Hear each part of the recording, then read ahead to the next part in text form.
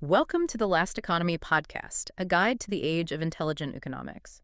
We are embarking on a true deep dive today, one that honestly fundamentally reorders how we think about economic history, and maybe more importantly, the economic future you are walking into right now. We are tackling Chapter 9. It's titled The Three Flows, The Blind Scholars, and the Elephant. And this chapter makes a really powerful claim. It says we need to stop viewing economics as like a choice between warring ideologies, so, capitalism versus socialism versus whatever, Yeah, and start seeing it as a problem of universal physics, almost like geometric engineering. that's exactly the mission here, and it's a colossal one, make no mistake. For, centuries, economists have been divided, right? Fighting over these systems, capitalism, socialism, libertarianism. And each one is based on different core assumptions about, well, human nature, resource management. Our goal today is to show you these aren't really opposing philosophies in the way we usually think. They're actually brilliant, yeah, but incomplete descriptions of the exact same physical system. So we're shifting the debate. We are shifting the debate from arguing about preferences, that's ideology, to accepting necessity, which is the physics and the geometry of how value actually flows.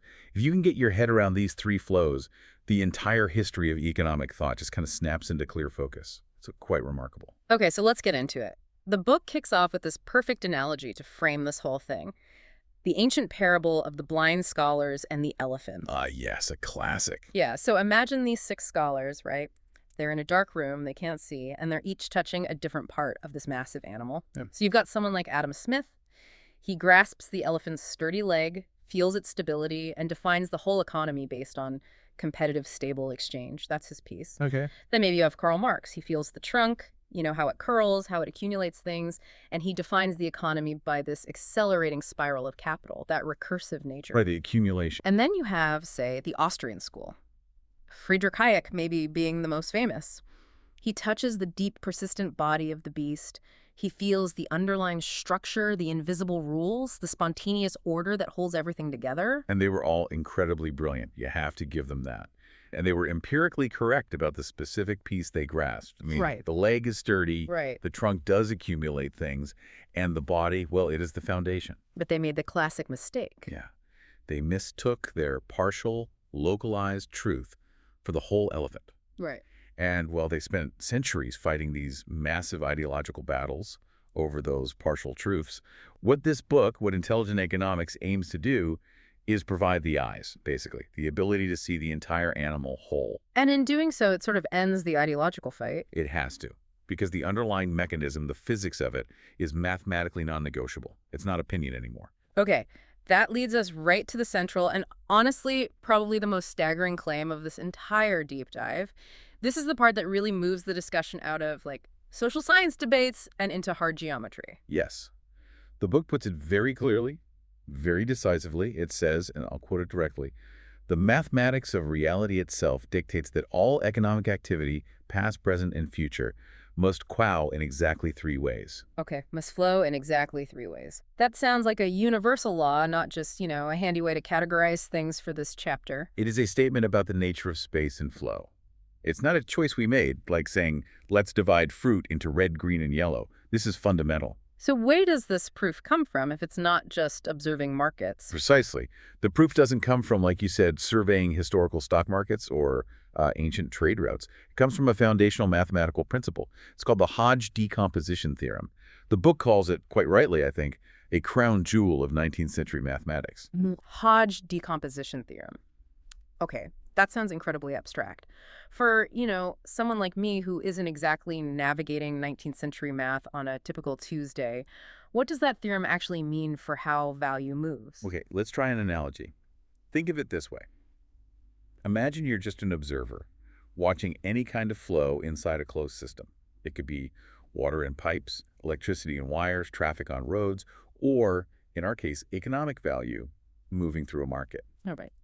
The theorem dictates that no matter how tangled or complex that flow looks on the surface, you can mathematically break it down into exactly three fundamental independent components.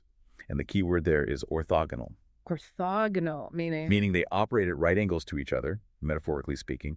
They are fundamentally distinct. You can't reduce one to another or mash them together into just one or two types. They're always exactly three. Okay, so let's try that park analogy you mentioned. If I'm trying to walk from point A to point B in a park, what are those three orthogonal components of my path? That's a great way to visualize it. Okay, the first component is the part of your movement that's going directly from high potential to low potential. Think, walking straight downhill from the top of a slope towards the valley bottom. That's gradient slow. Direct potential reducing movement. Got it, downhill. The second component is any part of your path that's just spinning in a circle. Maybe you walk around a fountain or a monument and end up basically where you started relative to the monument. It's persistent movement, but it doesn't necessarily get you closer to the park exit. It just cycles. That's circular flow. Okay, like walking in circles. And the third component, that's the part of your movement, or rather the constraint on it, that's just static. It's the persistent structure of the park itself. The paved pathways you follow, the fixed benches you walk around, the shape of the pond. It's the geometry of the system that guides and channels the other two kinds of movement. That's harmonic flow. Ah, so the path itself, the landscape. Exactly. So any complex path you take through that park is just some combination of moving downhill gradient, going in circular, and being guided or constrained by the fixed layout, harmonic. And the book is saying this exact same mathematical structure applies, absolutely must apply, to economic value. Yes, it's not an arbitrary choice. It's baked into the geometry of any flow within any network. Once you accept that economic value flows, which, is undeniable, we see transactions every millisecond, Yeah. then you must accept mathematically that it flows in precisely these three distinct ways. Okay, this is the moment then. We start seeing economics as like political philosophy club debates. Right. And start seeing it as, wow, geometric engineering, we're managing three different physical rivers of value all at the same time. Precisely. It changes everything. All right, let's tackle these rivers one by one, starting with the one that really defined economic thought for centuries. Flow number one, gradient flow. This is the economics of rivalry, you said, driven by scarcity. And it feels, well, the most intuitive, right? Value moving from high potential to low potential. Like water flowing downhill. Gravity pulling it down. And that downward flow, that movement from high to low, is what drives the whole concept of the market clearing, of equilibrium. The movement itself eliminates the potential difference.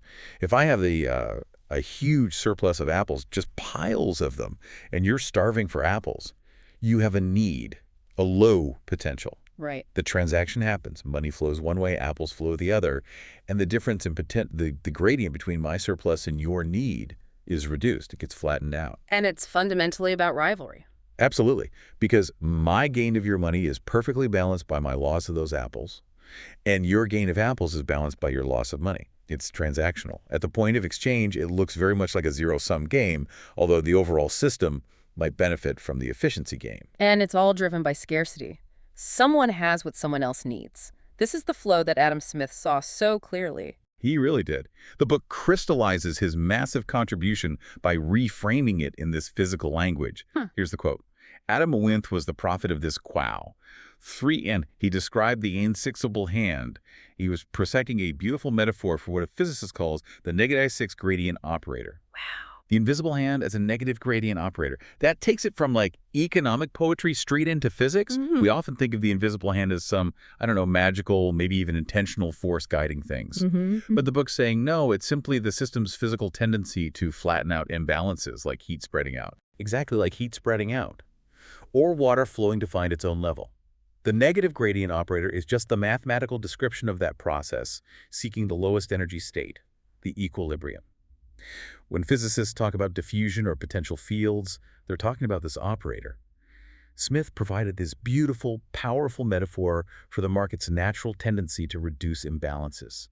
Prices are too high over here, people rush in to sell, prices drop. Supply is short over there, prices rise, suppliers are attracted. The differences, the gradients, get eliminated by the flow they induce. So basically, all of classical and neoclassical economics, they're built entirely on modeling the dynamics of this one flow, predicting where the system settles down once these gradients are exhausted. There are magnificent maps of this particular river, yes. They correctly identified that gradient flow pushes the system towards efficiency because, maximum efficiency is reached when there are no more untapped gradients, no more hills left for the water to flow down. Transaction volume is maximized when the path of steepest descent, the most direct gradient, is followed. But, and this is a huge, but the book points out, if this were the only flow operating in the system, The global economy would have just ground to a halt millennia ago. That's the absolutely crucial limitation. A system governed only by these scarcity-driven, potential-reducing gradient flows is, by definition, a system where all movement must eventually stop. Like the heat death of the universe idea. Exactly like that. Or think of a river. Over geological time, it carves its channel down, eroding the hills, until eventually it creates a perfectly flat delta plain where the water slows and stagnates. If every single transaction just flattens the economic landscape a tiny bit. Eventually, you get a perfectly level, stagnant pond, no more flow. Precisely.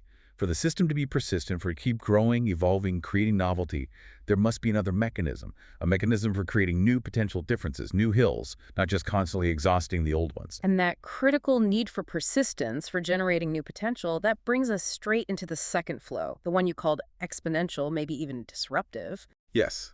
Flow number 2, circular flow. This is the economic activity that fundamentally defies equilibrium. It's the opposite, in a way. These flows don't seek to flatten potential differences. Instead, they create self-reinforcing, accelerating loops. Think of a whirlpool, or a positive feedback cycle that just keeps spinning faster and faster. Okay, not water flowing downhill, but water spinning in place, maybe getting stronger. Getting stronger, accumulating energy. This is the economics of abundance, and it's driven by a concept that's crucial for the modern world: non-rivalry. Non-rivalry. Okay, explain that simply. A rivalrous good. Like that loaf of bread or those apples. If I sell it to you, I don't have it anymore, it's gone. We can't both consume the same physical apple. All right, consumed. A non-rivalrous good is different. Think of a mathematical theorem, or a piece of software code, or a really catchy tune, or a viral meme online. If I share that with you, I don't lose it. You still have the idea, the code. I still have it. And now you have it too. The original isn't depleted by sharing. In fact, the opposite often happens. How so? Well, if I share my software code with 5 people, and now all 6 of us can use it and maybe improve it, the total value in our little network might now be 10 times or 100 times greater than when I just had it alone. Yeah. The value compounds. It replicates. It grows exponentially. Ah, okay. So circular flow is the engine behind things like modern network effects, like social media platforms. Exactly. Or viral marketing. Or compounding financial capital and investment loops. It's anywhere value feeds back on itself and grows, rather than just moving from A to B and stopping. Okay, now this is where we bring Karl Marx back into the conversation. It's fascinating how the book recontextualizes his work, seeing it as a description of this physical flow, even though he obviously didn't have the language of, like, intelligence theory or network physics back then. No, he didn't. But the book argues he was perhaps the first, and certainly most, well, haunted poet of this particular flow. He saw its power and its potential darkness. Here's the relevant quote. Karl Marx was the haunted poet of this quo. His formula for capital, WP8PWJ, is a perfect description of a circular quo. MPM prime, money, used to produce commodities, which are then sold for more money. M prime. That visualizes that accelerating whirlpool perfectly. It's a perfect diagram of a circular flow. Marx brilliantly identified that capital, unlike simple commodity exchange, CMC, which is mostly gradient flow. Right, sell something to buy something else? Yes. Capital, MPM prime, wasn't just about exchange. It was about this inherent accumulative spiral. He saw the machine accelerating. But because he was working in the 19th century, the age of steam and factories, he had to figure out, where does that extra bit, that M prime, that surplus value, physically come from? And his conclusion, famously, was that it could only come from one place: the exploitation of human labor, paying the worker less than the value their labor actually added to the product. That was his deduction, based on the world he saw. That was his partial truth. He saw the spiral, knew it wasn't simple gradient flow, and so he attributed its engine entirely to the extraction of surplus value from human effort.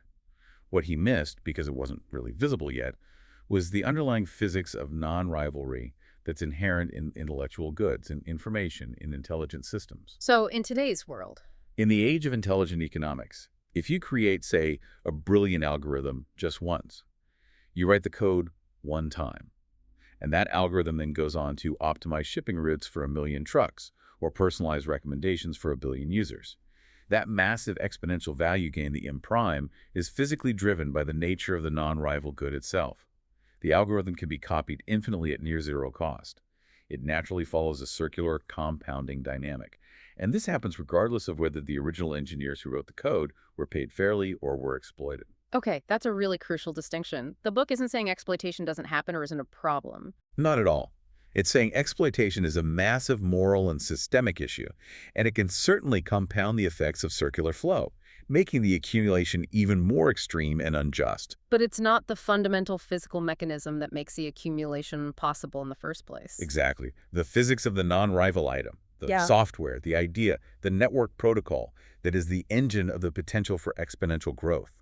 Circular flow is the cold math of that growth, driven by the abundance of intelligence and information, not just scarcity. And this flow explains why modern markets often feel so. Winner take all. It's the primary driver.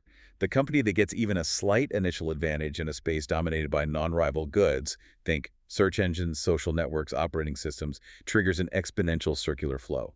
More users attract more developers, which creates more features, attracting more users, The whirlpool spins faster and faster. creating a massive, enduring, often unassailable monopoly or oligopoly. The very physics of the flow leads to that concentration. Okay, so gradient flow leads to equilibrium, maybe even stagnation if it's alone. Circular flow leads to exponential acceleration and these winner-take-all dynamics. But both of these flows, the river downhill and the whirlpool, they need some kind of structure to happen within, right? They don't just happen in empty space. Precisely. They need a landscape, a container. And that brings us to the third, and perhaps the most subtle of the three, harmonic flow. Harmonic flow. Okay, if gradient is the river flowing downhill and circular is the eddy or whirlpool, All right. what's harmonic? You said it's neither consuming nor accumulating. That's right. It's the strangest one in a way because it's about persistence, not change. Harmonic flow represents the stable, enduring channels. It is the riverbed itself, the shape of the valley the river flows through. So it's not the water, it's the shape containing the water. It defines the fundamental geometry or topology of the economic system. It includes things like the level of trust between people, the common language we use, the legal institutions, the shared cultural norms, property rights, all those deep, often unwritten structures that make the other two flows, the transactions and the accumulations, possible, safe, and efficient. This is the economics of structure, of persistence. And this sounds like the part of the elephant that Friedrich Hayek and the Austrian school were really focused on, their whole idea of spontaneous order. Absolutely. They were the champions of this flow. The book connects them directly. Friedrich I and the Austrian One school were the champions of this qual. I, the JS, as spontaneous order A, is the emergence of harmonic quals G, the unwritten rules, cultural norms, and shared trust that allow a complex society to coordinate. Hayek, in particular, brilliantly observed that complex societies aren't coordinated just by explicit price signals, gradient flow telling you apples are cheap today. They're also coordinated by this vast, deep, persistent body of shared knowledge and implicit rules that no single person, no central planner ever designed. It just emerged. Like the trust needed for me to accept your payment for the apples, or the legal system that backs up that contract if something goes wrong. Exactly. Those systems, trust, language, law, customs, they represent the persistent topology of the economic space. They form the stable channels. And crucially, they aren't depleted by use. That seems key. That's the hallmark. Me using the English language right now doesn't use it up. It doesn't reduce your ability or anyone else's to use it. In fact, arguably, the more it's used, the more valuable and robust it becomes. That links back to those non-material capitals the book talks about, network capital, diversity capital. Precisely. Harmonic flows are the embodiment of that stable foundational capital that provides resilience to the whole system. If the harmonic flow breaks down, if trust collapses, if institutions fail, if the rule of law disappears, Then everything else stops working. immediately. Both the efficient gradient transactions buying coffee becomes risky if you don't trust the currency or the vendor, and the accumulating circular flows, why invent new software if you don't trust that your intellectual property rights will be respected? They both collapse without that stable riverbed. So the Austrians were right to emphasize how vital this emergent structure is. What was their blind spot, according to the book? Why only part of the elephant? They tended to, well, almost worship its spontaneous emergence. They were so rightly impressed by the sheer complexity and effectiveness of order that arises without central design, like how common law develops organically over centuries, Yeah. that they often developed a deep aversion to any conscious design or intervention in that structure. Leave alone, it knows better than we do. Okay. The limitation, as intelligent economics sees it, is that while structure can and often does emerge spontaneously, modern life, especially now, in the No. age of AI and rapid technological change absolutely requires conscious, deliberate geometry engineering. Hmm. We need to actively maintain, adapt, and sometimes build new structural channels. You can't just wait for the riverbed to spontaneously deepen itself if, say, climate change means you suddenly need a massive dam upstream to manage floodwaters. Exactly. Sometimes conscious design is not just helpful, it's necessary for survival. Relying purely on spontaneous emergence can be too slow or lead to entrenched, suboptimal structures. That makes a lot of sense. Now, before we pull all three flows together, there's one more crucial and frankly kind of terrifying concept the book introduces here: pathological flow. Yes, this is critical for understanding the difference between healthy economic activity and activity that destroys value overall, even if one party seems to benefit. The book defines coercion, things like theft, corruption, slavery, aggressive rent-seeking, not just as morally bad, but as a specific pathological form of gradient flow. It is value transfer, like selling apples, but it's a specific type. How is it different technically? It's different because it achieves the value transfer by actively degrading or destroying the health and capabilities of the source node and ultimately the health of the entire system. And the book measures that health using this acronym, mind capitals. We should probably just quickly define that for the listener. Mind is a way to think about the essential non-material capitals that any agent, a person, a company, even a country needs to thrive. It stands for Flexibility, adaptability, the ability to change course. knowledge, skills, processing capability, know-how, Trust, connections, social capital, reputation. options, resilience, having multiple ways to succeed or survive. Okay. Movement, intelligence, network, diversity, mind. So a normal, healthy gradient transaction selling you apples ideally maintains or even increases the mind capitals of both parties. We both got what we wanted. Trust might increase slightly. We both have resources to move forward. Right. Mutually beneficial. But coercion, say someone just steals my laptop, that's also value transfer. They gain a laptop. But it achieves this by destroying my mind capitals. My intelligence, I lost my work, my data, my network, my trust and security is damaged. My movement, I now have to waste time and resources replacing it. Maybe my diversity, that was my only computer. It actively harms the source. It actively harms the source's ability to function and create future value. It's like an entropy pump in the system. It increases disorder and fragility. It actively degrades the harmonic flow, the riverbed of trust and safety, even while one person might seem to get ahead in the short term.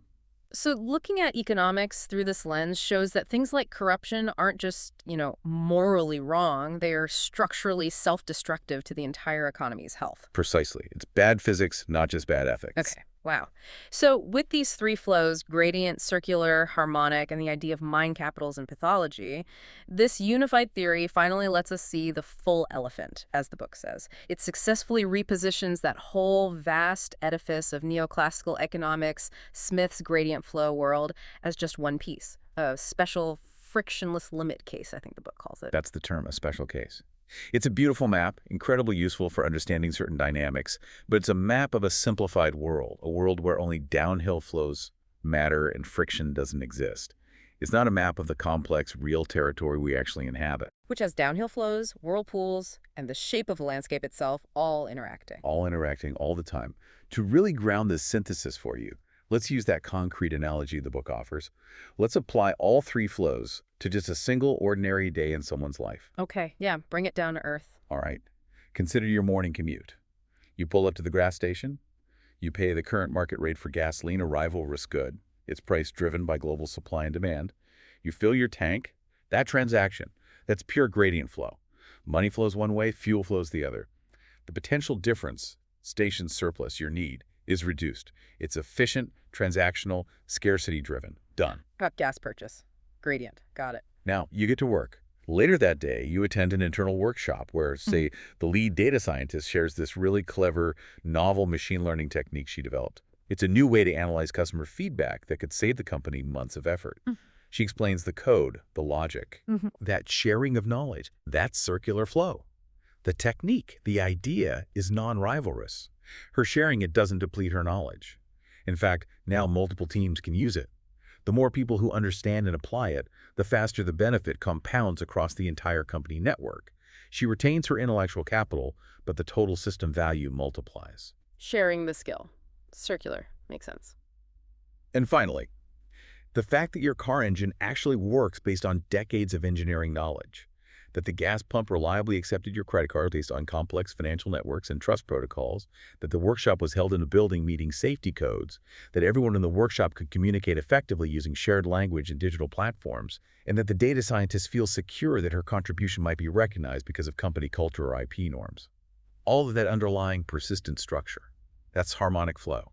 It's the stable, often invisible infrastructure of physics, law, culture, technology, and trust that enables the gradient gas purchase and the circular knowledge sharing to happen safely, efficiently, and reliably. It's the stage everything else plays out on. It's the stage, the riverbed, the rules of the game. You rely on it every single second, usually without even noticing it, until it breaks down. Okay, that single-day analogy makes it crystal clear how they all coexist and intertwine, but the book argues that understanding the synthesis isn't just, like, academically neat anymore. It's become existentially important. Which brings us to the AI tsunami. Why does the arrival of advanced AI make our old, fragmented ways of thinking about economics suddenly so dangerous? Because AI isn't just another tool. It's a fundamental phase transition. It's a transformative force that acts as a massive amplifier, simultaneously accelerating and, frankly, distorting all three flows at once at incredible speed and scale. The sheer computational power, the learning capabilities, they're driving radical changes in all three channels, and that makes our old blind spots potentially fatal. If you're still only looking at the elephant's leg when the whole beast is suddenly turbocharged, well, you're going to get trampled. Okay, let's break that down. Flow by flow. How does AI amplify gradient flow, the river of scarcity? It cranks efficiency up to 11, maybe 12. Think algorithmic trading in finance or hyper-optimized supply chains. AI systems can sense and exploit tiny price differences, the gradients across global markets, in microseconds. So, flattening the hills instantly. Instantly, they eliminate market inefficiencies almost before they appear. Now, on the surface, that sounds great, right? It's super efficient, but it also means there's zero slack left in the system. It makes the whole thing incredibly brittle. Brittle how? Because the moment a major unexpected shock hits a pandemic, a geopolitical crisis, a resource shortage, the entire landscape is already perfectly flat, according to the old rules. There are no easy gradients left to follow for recovery. The system is optimized for yesterday's stability, making it terrifyingly fragile in the face of true novelty or disruption. Almost perfectly efficient, but dangerously unstable. Okay, scary. Now, circular flow the whirlpool. We already talked about network effects creating monopolies. AI must be putting that on steroids. Oh, absolutely. AI turbocharges those winner-take-all dynamics like nothing before. Why? Because effective AI, especially the big foundation models, thrives on massive amounts of proprietary data. So the company that gets an early lead gathers the most data. That data lets them build a slightly better AI. That better AI attracts more users who generate even more data, The whirlpool spins exponentially faster. creating this massive, accelerating, self-reinforcing circular flow. It generates these exponential monopolies, the book calls them network superspirals, at a speed and scale that Marx, bless his heart, could never have possibly conceived. These cycles are fundamentally warping the distribution of capital and opportunity globally. All right. And finally, the structure itself. Harmonic flow. We usually think of institutions, trust, norms. These things evolve slowly, right? Over decades, centuries. How on earth does AI affect the riverbed itself? This might be the most profound impact. AI allows us, for the first time really, to engage in instant geometry engineering. Instant geometry engineering. Yes. AI can be used to instantly design, encode, deploy, and even enforce entirely new protocols, new social contracts, new institutional structures. Think about sophisticated AI-designed decentralized autonomous organizations, or DAOs. Right, these new digital organizations. These are essentially digital institutions whose rules, the new riverbeds for value flow and governance, can be written as code and deployed globally overnight. The power to design the fundamental architecture of trust, coordination, and economic interaction has gone from being measured in generations to being measured in minutes or hours. Wow, that's potentially amazing and also potentially terrifying. Both. The potential for good is huge, creating fairer, more transparent systems. The potential for bad is also huge, encoding bias or control at a fundamental level, instantly. And this is why the stakes are so immense now. In economic theory, whether it's old school neoclassical or traditional Marxist or pure Austrian that remains blind to even one of these three flows interacting, that insist on only seeing the leg or the trunk or the body, that theory, and any society relying on it, will be, as the book starkly warns, drowned by the forces it failed to see. The comfortable fragmentation of our economic understanding, where different schools just ignored each other, has become dangerously, fatally obsolete in the face of AI's amplification of the whole system. So the core message here, the takeaway, it's really a mandate for us to become geometric architects. That's a great way to put it. Our task in this new age isn't choosing team capitalism or team socialism anymore. It's about becoming master geometric engineers. We have to consciously design a cohesive economic system, a landscape that correctly manages gradient flow for necessary scarcity and efficiency, that actively encourages and guides circular flow for optimal abundance and innovation, Yes. and that consciously, deliberately builds and maintains robust harmonic flow, the trust, the rules, the stability to ensure the whole thing serves human flourishing and remains resilient. That is the survival imperative of the 21st century. Yeah. It's no longer about picking an ideology. It's about mastering the physics. Wow. Okay. That's a Yeah. lot to take in, but it feels like a fundamentally different way of seeing the world. It is. Okay. So if I had to summarize the main argument of Chapter 9 in just a single powerful sentence, it would be this. Economic value necessarily flows through three physical channels: gradient managing scarcity, circular managing abundance, and harmonic providing structure and civilization's very persistence now depends on our ability to consciously engineer the balance between them. That really nails it. Brings a, 3-century war of ideas down to a problem of physics and design. Okay, let's quickly recap the key takeaways for you, the listener, as you start integrating this new three-flow framework into how you see the economy. First key takeaway. The entire history of economic thought, all those different schools, can actually be unified. They weren't necessarily wrong, just incomplete.